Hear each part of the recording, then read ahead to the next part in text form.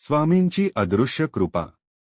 एक भक्त दररोज स्वामींना नमस्कार करत असे, पण त्याच्या मनात नेहमी हाच विचार येत असे की स्वामी माझं खरंच ऐकतात का? एक दिवस तो खूप निराश झाला. डोळ्यात पाणी आणून म्हणाला, स्वामी तुम्ही मला कधीच काही उत्तर देत नाही. त्याच रात्री भक्ताच्या स्वप्नात स्वामी आले आणि प्रेमाने हस्त म्हणाले, बाळ तू जेव्हा मला नमस्कार करतोस तेव्हाच मी तुझ्यावर माझं आशीर्वादात छत्र धरतो.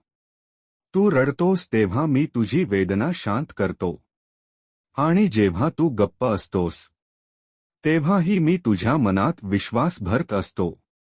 भक्त जागा झाला. डोळ्यातून आनंदाचे अश्रू वाहू लागले आणि त्याला उमजलं की स्वामी आपली साथ कधीच सोडत नाहीत.